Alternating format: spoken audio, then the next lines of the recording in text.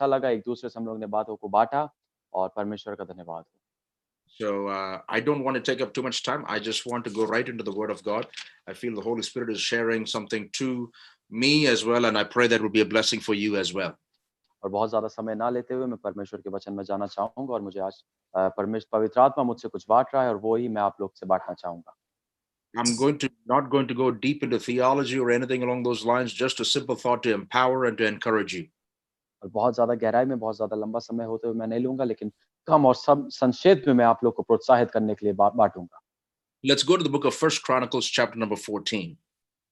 और पहला इतिहास उसके 14 अध्याय में हम लोग जाएँगे। Chapter number First Chronicles, chapter number 14. We're going to read verse number 8 through 11. और पहला इतिहास 14 अध्याय और उसकी 8 से 11 तक हम लोग पढ़ेंगे। जब And फलिश्तियों ने सुना कि पूरे इज़राइल का राजा होने के लिए दाऊद का अभिषेक हुआ, तब सब फलिश्तियों ने दाऊद की खोज में चढ़ाई की। ये सुनकर दाऊद उनका सामना करने को निकल गया। फलिश्ती आए और रपाइम नामक तराई में धावा बोला। तब दाऊद ने परमेश्वर से पूछा, क्या मैं फलिश्तियों पर चढ़ाई करूं? और क्या तू उन्हें मेरे हाथ में कर देगा? यहोवा ने उससे कहा, चढ़ाई कर, क्योंकि मैं उन्हें तेरे हाथ में कर दूंगा। इसलिए जब वे बाल परासीम आए, तब दाऊद ने उनको वहीं मार लिया। तब दाऊद ने कहा, परमेश्वर मेरे द्वारा मेरे शत्रुओं पर जाल की धारा के समान टूट पड़ा है। इस कारण उस स्थान का नाम बाल परासीम रखा गया। this is a scripture that is probably very familiar to all of us, as we have heard about and lived through the life of David. और ये वचन ऐसा है जिसको हम सभी लोग बहुत ही बेहतर रूप से जानते होंगे, जो कि दाऊद के जीवन के बारे में है।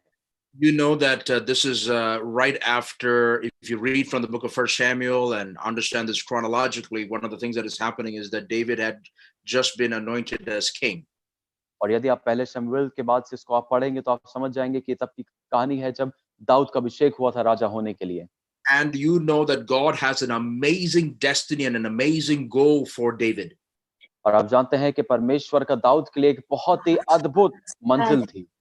And the Bible says that he was anointed for the same as well in 1 Samuel chapter 16. और बाइबल बताती है पहला शमूएल उसके 16 में कि वो उसी राजा होने के लिए उसका अभिषेक हुआ था। And then all of a sudden, you got to understand that David is being brought. He has just defeated Goliath, and he has just defeated one army, and he has come and he has just become the king of Israel, and he is setting forth for the next battle. और हम देख सकते हैं कि उसने एक सेना को हराया है और उसके बाद वो राजा हुआ है उस इज़राइल का। Understand one thing: when you have an anointing upon your life, you have to recognize that you are a magnet for trouble. और एक बात आप समझ लीजिए, जब आपके जीवन में अभिषेक है तो आप परेशानियों के लिए एक चुंबक बन जाते हैं। There is, if you are this person and you're always being attracted to trouble. और यदि आप एक व्यक्ति हैं तो आप हमेशा परेशानी से आप चिपके रहेंगे। All kinds of obstacles follow us wherever we go. हर प्रकार की बाधाएं हमारे पीछे आएंगी जहां कहीं भी हम जाएंगे। And also when we are in ministry, you will recognize as pastors, I know there are other pastors in this group, you will understand that we will always recognize, because of the anointing that God has placed upon our lives, we face unusual trouble. और जब आप सेवकाई में, तो इस बात को आप जानेंगे, जितने पासवान इस ग्रुप में जुड़े हुए हैं मुझे पता है आप सब लोग ये अनुभव करते होंगे, जब आप सेवकाई में अभिषेक है तो बिल्कुल अजीब से आप परेशानियों से जूझते हैं। But we should not look at obstacles as a problem. लेकिन इन बाधाओं को हमें परेशानी के रूप में नहीं देखना है। But we should look as obstacles as an opportunity for God to break through. लेकिन हमें इन बाधाओं को ऐसे रूप में देखना है, एक अवसर के रूप में देखना है जो परमेश्वर की ओर हमें बढ़ने में सहायता करेगा। The anointed has to recognize that God has not called you and I to go around the mountain, but he wants us to tell the mountain to get out of our way. और जो अभिषेक थे उसको इस बात को समझना है कि परमेश्वर ने आपको पहाड़ के किनारे से होके जाने के लिए नहीं बुलाया है, लेकिन पहाड़ से कहने के लिए बुलाया है कि रास्ते से हट जाओ। The church should stop trying to walk around the mountain when God has called us with the faith that we have to tell the mountain to get out of the way. और परमेश्वर ने हमको इसलिए नहीं बुलाया है कि हम पहाड़ के किनारे से होकर निकल जाएं, लेकिन हमें इसलिए बुलाया है क्योंकि हमारे अंदर वो विश्वास है कि हम पहाड़ से कह सके कि वो हमारे सामने से हट जाए। We have to start looking at barriers and obstacles as God's instruments to show forth his glory. और हमें बाधाओं को देखना इस रूप में कि परमेश्वर ने इसलिए रखा है ताकि उसकी महिमा को हम देख सकें। Understand one thing, there is a formula for a breakthrough. और एक बात को आप समझिए कि ब्रेक थ्रू के लिए, आगे बढ़ने के लिए एक फॉर्मूला होता है, एक तरकीब होती है। When we combine personal activity and supernatural move, we are being set up for a breakthrough. और जब हम एक अलौकिक कार्य को और अपनी गतिविधियों को हम लोग जोड़ते हैं तो एक ब्रेक थ्रू होता है। Understand one thing, that's and you know how we just talked about breakthrough in these scriptures. और आप देखेंगे इन वचन में हम लोग कैसे ब्रेक थ्रू के बारे में देखते हैं। God is about to bring David and the people of Israel to a place of breakthrough.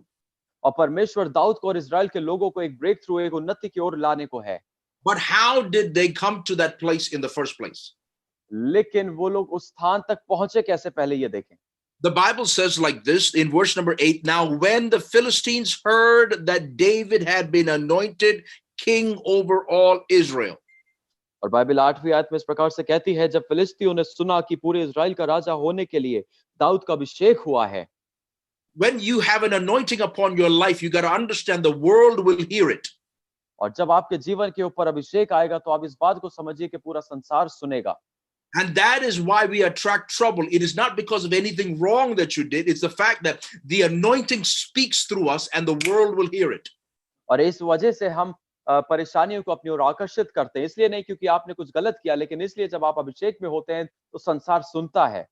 That is why when you speak into spiritual realms, when you speak against principalities, when you speak against powers, when you speak against wicked forces in spiritual places, you have to understand that you are not being spoken just to be contained in one room, but the spiritual realm will hear your voice because of the anointing that you carry. और आपको इस बात को समझना है कि जब आप आत्मिक क्षेत्र में बोलते हैं, जब अंधकार की ताकतों के सामने आप बोलते हैं, तो केवल आप अपने कमरे में बंद होके आप नहीं बोल रहे हैं, लेकिन इस बात को समझना है, जब आप बोलते हैं तो वो अंधकार की ताकतें, वो आत्मिक क्षेत्र में आपकी आवाज सुनी जाती है। First thing that you got to understand, you have to acknowledge your identity that you are being anointed by God. और पहली चीज ये है कि आपको अपनी पहचान समझनी है कि आप परमेश्वर के द्वारा अभिषिक्त हैं। What does it mean to be anointed? अभिषिक्त होने का मतलब क्या है? It isn't just to be filled with the Holy Spirit and speaking in tongues. और क्या ये पवित्र आत्मा से भरना और अन्य भाषा में बोलना है केवल?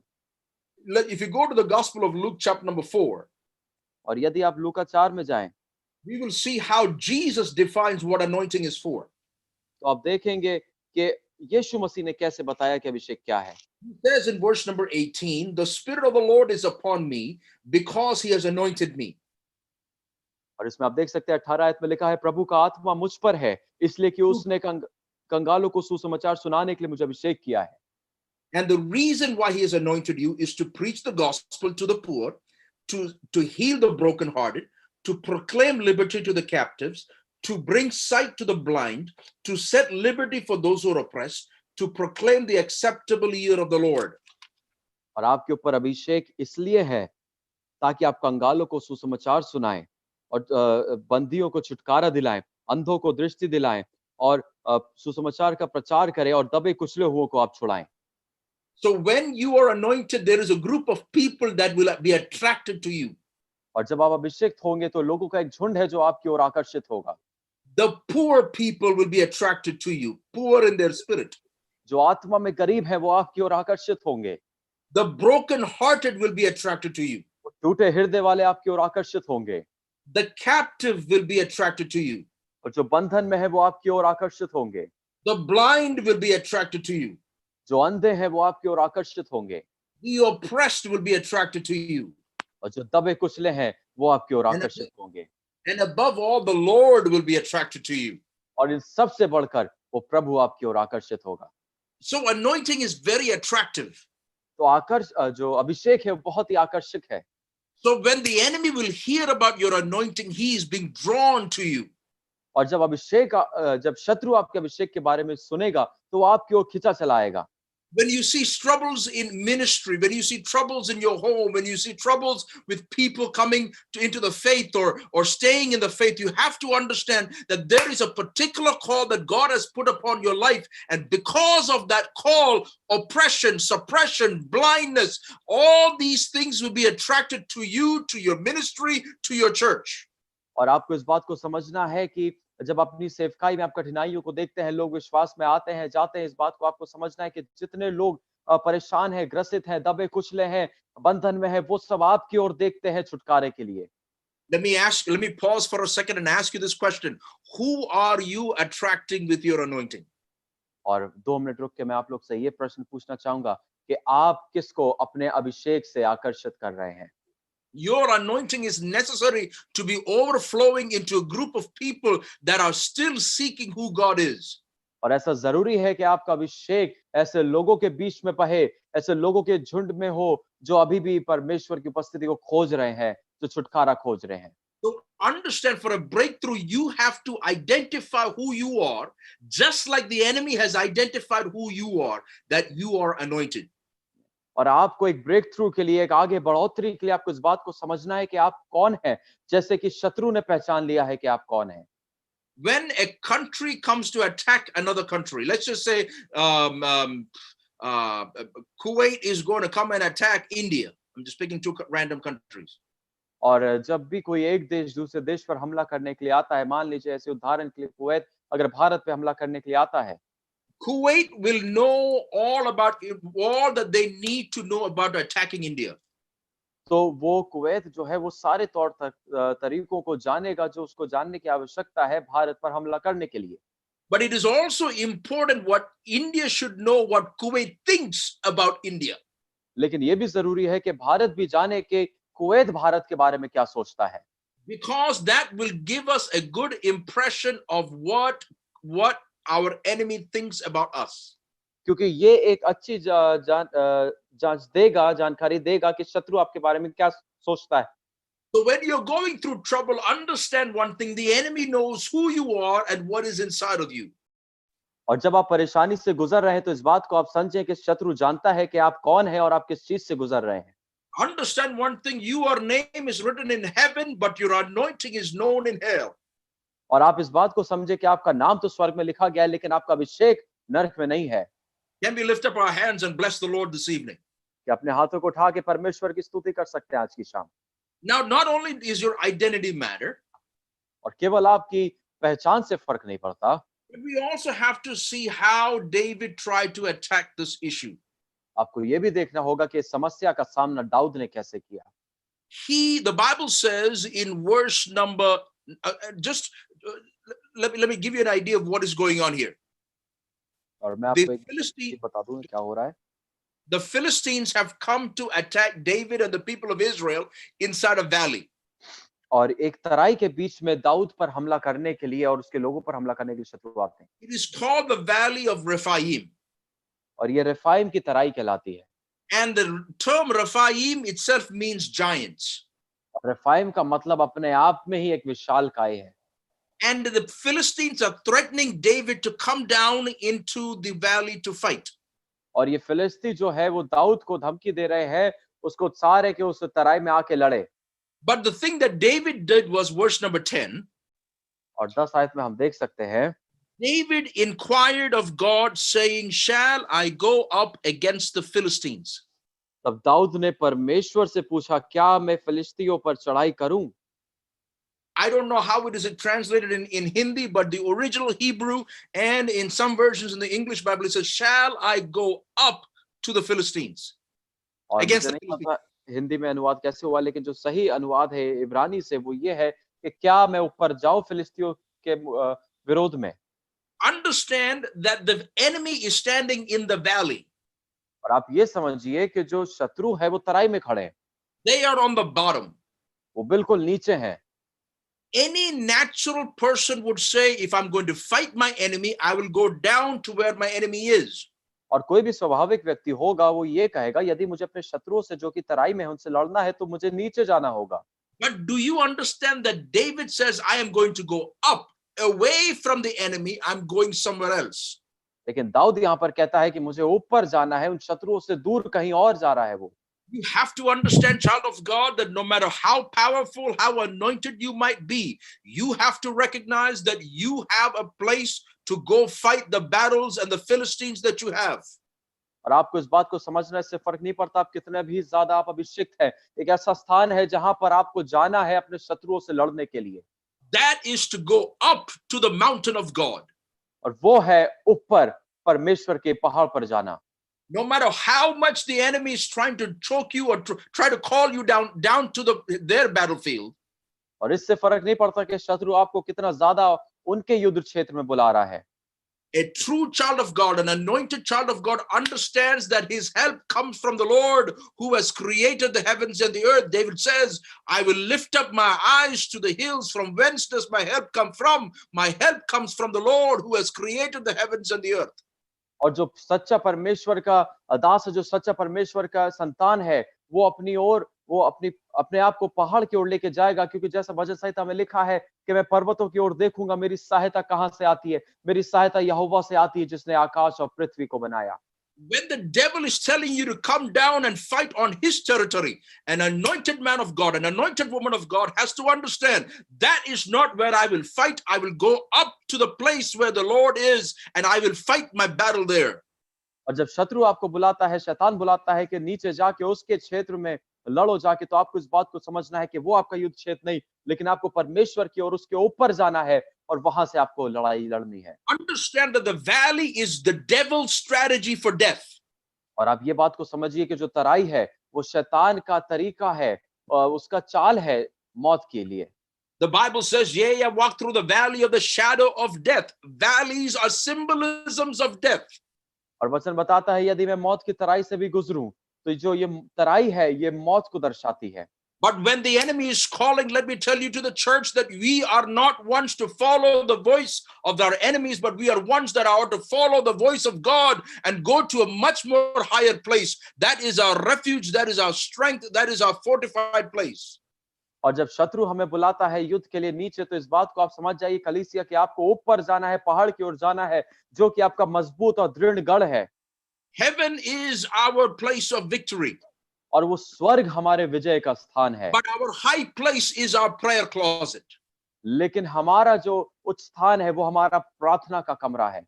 Let the enemy call everything on the outside, but the church ought to go into the prayer closet and bend their knees in the prayer closet, and God will give you the strategy as to what to do and how to face the enemy and when you should step apart. और बाहर चाहे शत्रु आपको जितना भी बुला ले, लेकिन जो कलीसिया है उसको अपने कमरे में जाके घुटने पे टेक के प्रार्थना करनी है, और परमेश्वर आपको बताएगा कि किस रीति से लड़ना है, किन हथियारों के साथ लड़ना है। परमेश्वर आपकी सहायता करेगा। A man or woman or a church that is being called by the power of the Holy Spirit understands that we don't go by our flesh or by our human nature. और जो लोग परमेश्वर के द्वारा बुलाए गए हैं, उनको ये समझना है कि हम लोग अपने स्वभाव या अपने शरीर के अनुसार नहीं चलते हैं, But our strength comes from the Lord. लेकिन हमारा बल परमेश्वर से आता है। So understand one thing, you have an identity in this battle that the devil knows about. और आपको इस बात को समझना है कि आपकी एक पहचान है इस युद्ध में, जिसके बारे में शैतान जानता है। But what is our reaction going to be? How we react back to the enemy? लेकिन हमारी प्रतिक्रिया क्या होगी? हम उस शत्रु को जवाब कैसे देंगे? And then we will go into what is the strategy that God gave them. और फिर हम देखेंगे कि परमेश्वर ने क्या तरकीब थी जो उनको दी। And the Bible says like this. Bible ऐसे बताती है। So they went up to, in verse number 11. और 11 आयत में, So they went up to Baal Perazim, and David defeated them there. Then David said, God has broken through my enemies by my hand like a breakthrough of water. Therefore, they called the name of that place Baal Perazim. और इसलिए जब वे बाल पराइजम को आए, तब दाऊद ने उनको वहीं मार लिया। तब दाऊद ने कहा, परमेश्वर ने मेरे द्वारा मेरे शत्रुओं पर जल की धारा के समान टूट पड़ा है। इस कारण उस स्थान का नाम बाल परासीम रखा गया। God is saying it's okay to go fight. और परमेश्वर कहता है ये ठीक है जाके लड़ना। Remember, sometimes we don't win our battles because God did not send us. और कई बार हम लोग अपने युद्ध को इसलिए नहीं जीत पाते हैं क्योंकि परमेश्वर ने हमें नहीं भेजा होता है। No matter how anointed you might be, if God does not send you, don't go. और इससे फर्क नहीं पड़ता कि आप कितना भी अभिषेक हैं, अगर परमेश्वर आपको नहीं भेजता है तो आप ना जाएं। And understand at that time, like I said before, the giants or the Philistines are standing in the valley. और इस बात को समझना है कि बहुत से विशाल और फिलिस्ती लोग वहां पे उस तराई में खड़े थे। He wants to fight you on his territory. वो शत्रु चाहता है कि आप उसके क्षेत्र में जाके उससे लड़ें। And when you look from here, the giants are there in our life as well. तो अगर आप यहाँ से देखें तो हमारे जीवन में भी बहुत से विशाल हैं। The giant might be your health situation. और वो विशाल हो सकता है आपकी शारीरिक परिस्थिति हो, It might be your financial situation. आपकी आर्थिक परिस्थिति हो सकती है, It might be your ministerial situation. आपकी सेवकाई की परिस्थिति हो सकती है, It might be your spiritual situation.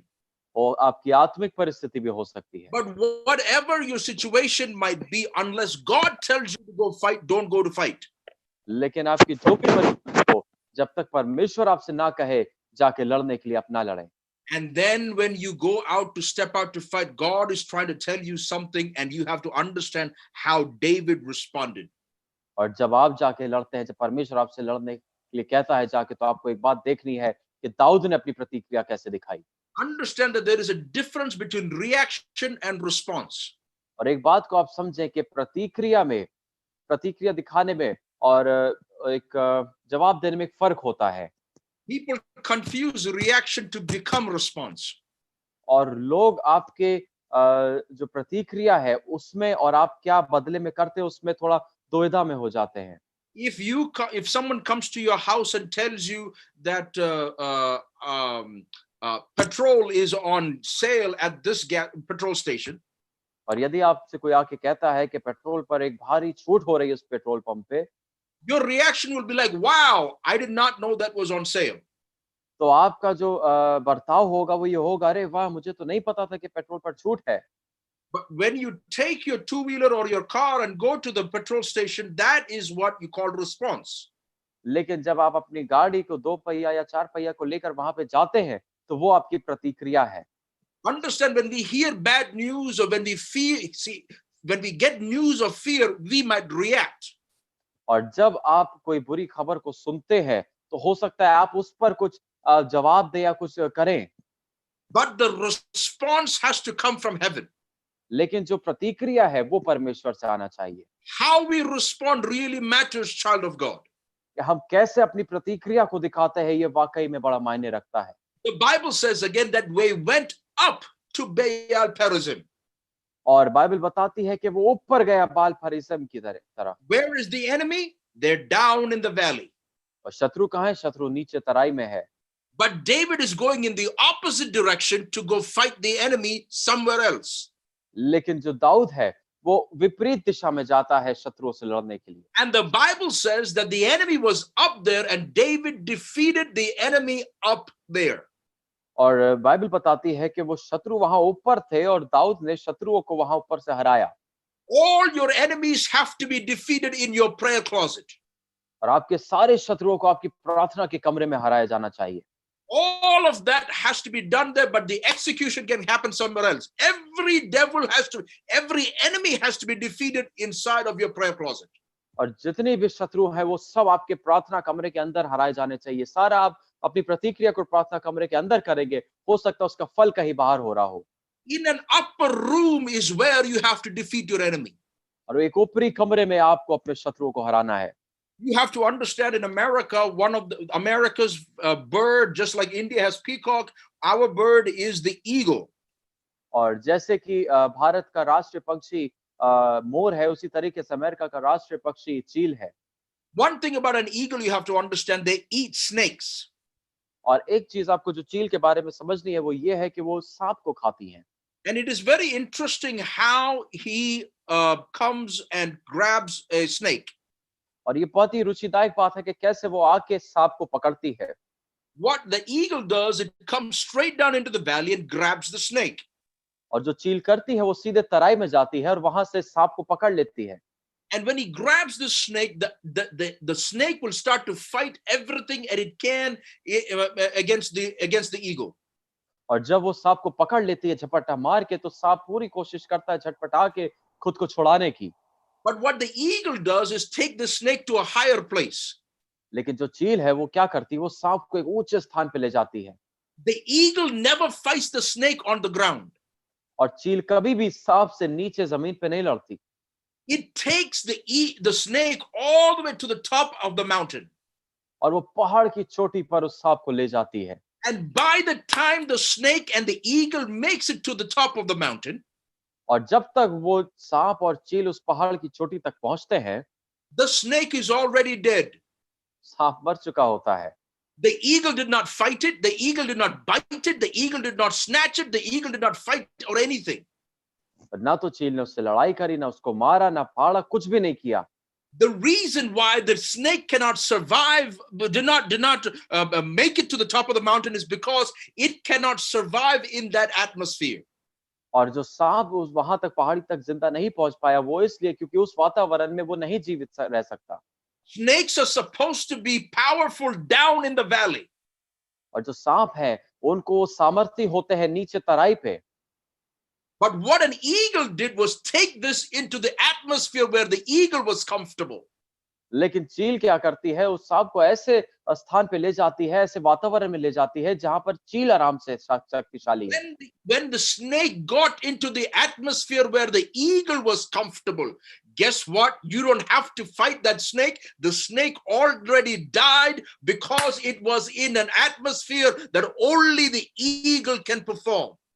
और जब चील उस सांप को उस वातावरण में लेकर गई जहां पर चील सही से थी, वहां पर सांप नहीं संभाल सका और आपको लड़ना भी नहीं पड़ा और वो सांप अपने आप मर गया। Understand one thing, there is an atmosphere where the anointed will work.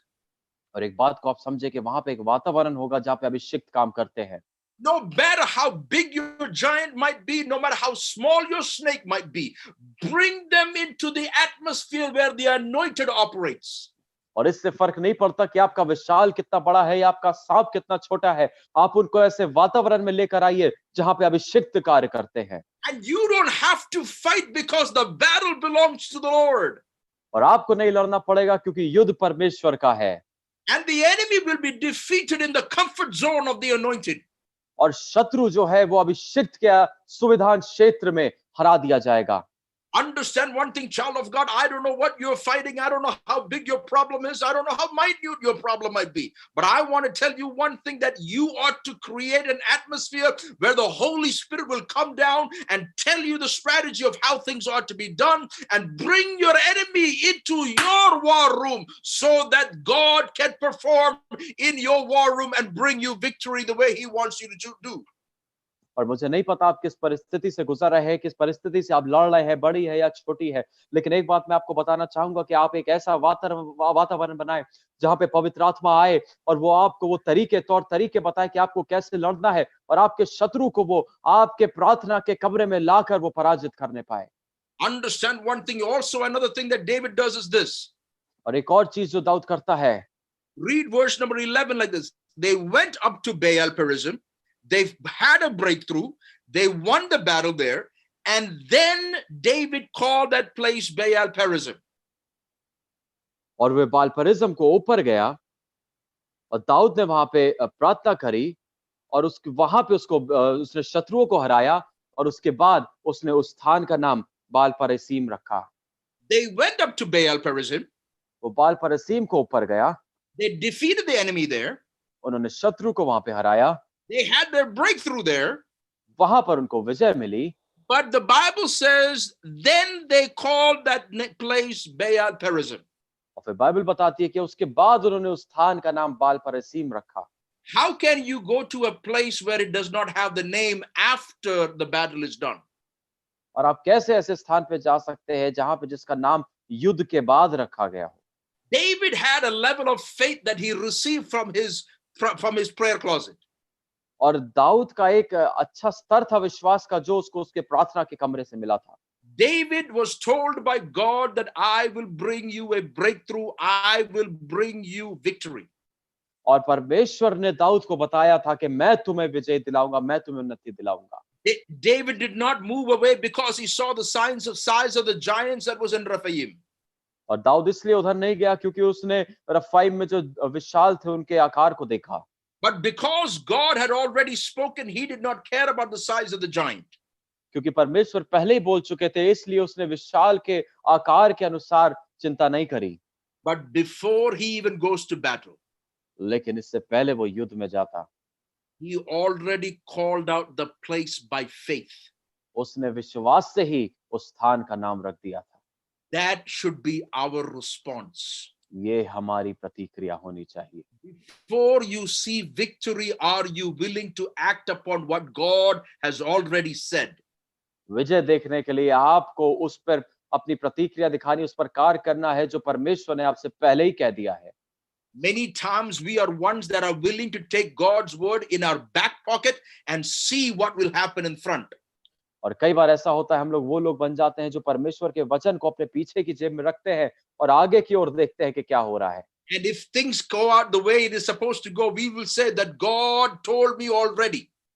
और यदि चीजें वैसी होती है जैसा उनको होना चाहिए, तो आप कहेंगे परमेश्वर ने मुझे पहले ही बता दिया था। And then we will take this piece of paper from the back pocket and say, remember, I told you, God has already told me. और फिर हम अपने पीछे की जेब से उस कागज को निकाले और कहेंगे, देखो, याद रखो, मैंने कहा था कि परमेश्वर ने पहले ही बता दिया है। But that is not the way of the anointed. लेकिन ये अभिषिक्त लोगों का तरीका नहीं होता। The way of the anointed is to call out the place before you even see your victory. और अभिषिक्त लोगों का तरीका ये है कि उस स्थान का नाम आप पहले ही रख दे, उससे पहले आपने विजय को देखा, उससे पहले। David got this from his great grandfather. और ये उसको अपने पिता के पिता के पिता से ये चीज मिली थी दाऊद को, Because Abraham was about to go offer up Isaac. क्योंकि अब्राहम इसहाक को बस बलि करने ही वाला था। And he told the people, the servants, that me and the boy will be back. और उसने पहले ही अपने दासों से कह दिया था कि मैं और ये लड़का वापस आएंगे। And he told that the Lord shall provide. और उसने कह दिया था कि परमेश्वर प्रबंध करेगा। Before the ram was in the thicket itself, Abraham said that God shall provide. और इससे पहले वो भेड़ उसमें पाया जाता, वो परमेश्वर ने उसको, इब्राहिम को पहले पता था कि परमेश्वर प्रबंध करेंगे। The Bible says in Hebrews that Abraham believed that even if God were taken away that child, he would have the power to bring that child back. और इब्रानी में लिखा है कि इब्राहिम में वो विश्वास था कि यदि परमेश्वर उसकी संतान इज़ाक को ले भी लेंगे, परमेश्वर में वो सामर्थ है कि वो उसको वापस जीवित कर सकते हैं। The promise of God is in that child. परमेश्वर का वायदा क्योंकि उस संतान में था। So whatever God wants to do with Isaac in Moriah, that is between God and Abraham. But I know that there is a promise in it. And this promised child is not going to die on some altar on top of Moriah, because God has greater plans for this child. और जो भी उस संतान और उस परमेश्वर के बीच में मोराया पर्वत पे हुआ, वो परमेश्वर और उसके बीच की बात थी। लेकिन इब्राहिम जानता था कि ये संतान, ये बेटा एक वेदी पर केवल ऐसे नहीं मरेगा। And he said that we will be back, Jehovah Yireh. और उसने कहा कि हम वापस आएंगे, यहोवा यीरे। And you got to understand, he called that out before the ram ever showed up. और ये उसने उस जानवर के प्रबंध होने से बहुत पहले ही कह दिया था। Understand one thing, child of God, when God has told you something, you ought to proclaim that by faith, that even just like the enemy hears about your anointing, the enemy ought to hear about your faith and the strategy that God has given to you, and call out, you say that there will be a breakthrough. No matter how big the giant might be, there is a breakthrough waiting in my life. और इससे पहले आप चीजों को देखें, आपको विश्वास में उस बातों की घोषणा करनी है। और जब शत्रु को देखता है, आपको देखे, तो समझ सके कि ये अब समय है जब ये अभिषिक्त व्यक्ति अपने ब्रेक थ्रू के द्वारा आगे निकल के आएगा। We have to profess our faith. हमें अपने विश्वास को बोलना है। Faith cometh by hearing, and hearing by the word of God. विश्वास सुनने से आता है और परमेश्वर के वचन के सुनने से। Let me ask you a question. When is the last time you have heard God speak to you and you have called it out in faith? और वो आखिरी बार मैं आपसे पूछना चाहूंगा कि वो आखिरी बार कब था जब परमेश्वर ने आपसे कुछ बोला और आपने विश्वास के द्वारा उसको पुकारा हो। Humans have a tendency to forget things. मनुष्यों में ऐसी भूलने की वो होती है। And because we forget things, that is a tactic that the enemy uses against us. और क्योंकि हम चीजों को भूल जाते हैं, तो यही वो तरीका है शत्रु का जो अपनाता है वो हमारे लिए। So that we will be fearful based on the giant that stands before us, and forget the greatness of the word of God that is inside of us. ताकि हम उन विशालकाय को देख के भयभीत हो जाए और जो परमेश्वर की महानता है उसको भूल जाए। Understand one thing, the promise of God is greater than any giant that comes to threaten you. और इस बात को आप समझ जाए कि परमेश्वर का वायदा किसी भी बड़े विशाल से बढ़कर है जो आप पर हमला करने आता है। To the church, I want to tell you the word of God says that I will build my church and the gates of hell shall not prevail over it. और कलीसिया मैं आपको बताना चाहता हूँ, यीशु मसीह ने कहा कि मैं उस चट्टान पर अपनी कलीसिया को बनाऊंगा जिस पर नरक के द्वार प्रबल ना होंगे। Sometimes we are intimidated by the power of the government that is above us. और कई बार जो हमारे ऊपर सरकार है उसके सामर्थ्य से हम लोग बहुत ज्यादा परेशान हो जाते हैं, प्रभावित हो जाते हैं। But understand one thing, all God needs is a small virus to shut everybody down. लेकिन एक चीज आपको जो समझनी है, परमेश्वर को केवल एक छोटे वायरस की जरूरत है सब चीजें बंद करने के लिए। America prided in its own strength. और अमेरिका को घमंड था उसके खुद के बल पर। But let me tell you something, the Lord was trying to prove the Americans that all it takes is a small virus to shut down the greatest economy in the entire world, to shut down all the things that is going on in the world by just a small virus. लेकिन परमेश्वर ये दिखाना चाहता था कि केवल एक छोटे वायरस के द्वारा वो सबसे महान इकोनॉमी को, दुनिया की और सभी चीजों को परमेश्वर वो रोक सकता है। Let me tell you something, child of God, there might be small viruses that might come and shut down the economies of the world and the economies. But understand, the economy of heaven will never be shut down because of anything that is happening in this world. और मैं आपको बताना चाहूंगा कि हो सकता है छोटे वायरस के द्वारा इस पूरे संसार की अर्थव्यवस्था बंद हो जाए, लेकिन स्वर्ग की अर्थव्यवस्था कभी भी बंद नहीं होती। I think God is a God that works with small things. परमेश्वर वो परमेश्वर है जो छोटी छोटी चीजों से भी कार्य करते हैं। I read this on Facebook the other day. If a small virus can shut down the entire world, imagine the size of a small mustard seed and what faith can do with it. तो सोचिए, मैंने Facebook पे पढ़ा, यदि एक छोटा सा virus अगर पूरे संसार में इतना कुछ कर सकता है, तो एक विश्वास जो कि राई के दाने के जितना होगा वो कितना कुछ कर सकता है। Release that faith that is inside of you.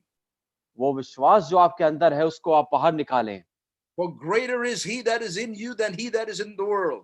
क्योंकि वो जो आप में है वो उससे बढ़कर है जो इस संसार में है।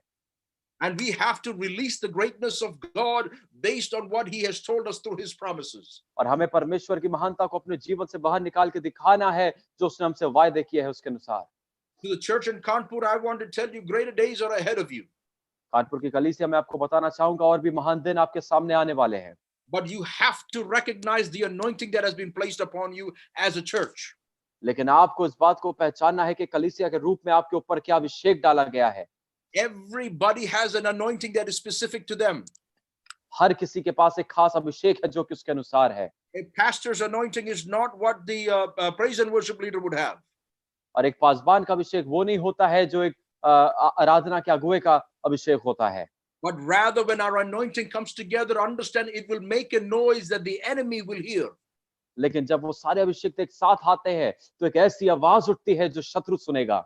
And then he will call you to come and fight in his battlefield. और तब वो आपको बुलाएगा कि आप उसके युद्ध क्षेत्र में आके लड़ें।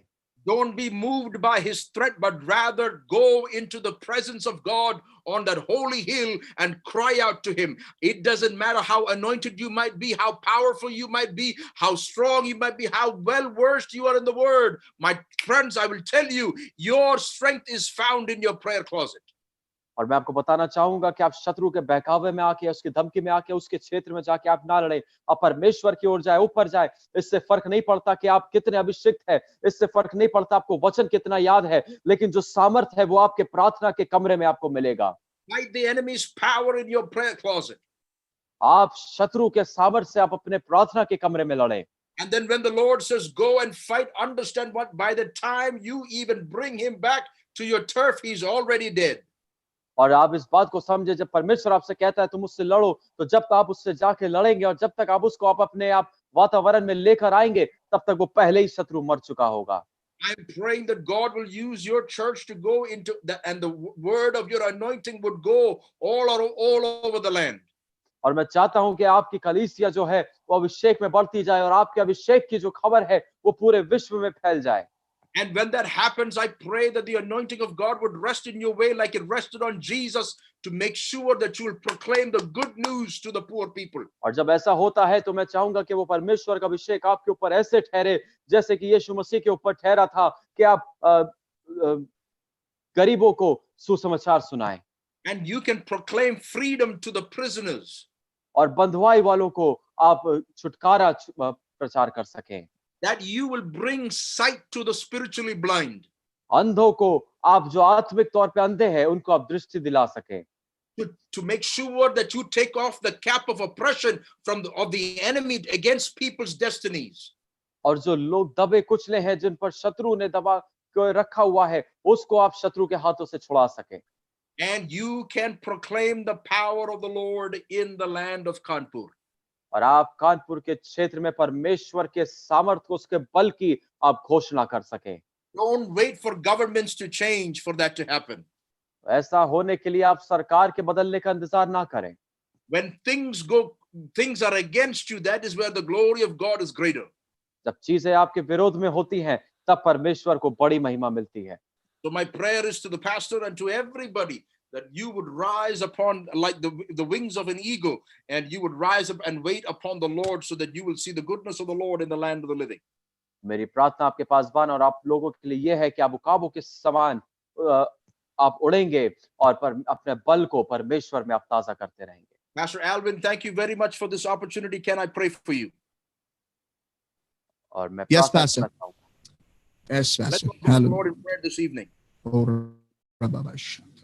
Would you mind, if you don't cause any issues, can you unmute and let's all go to the Lord together in prayer together? Oh, Let that voice be risen up in heaven today. Rikababash.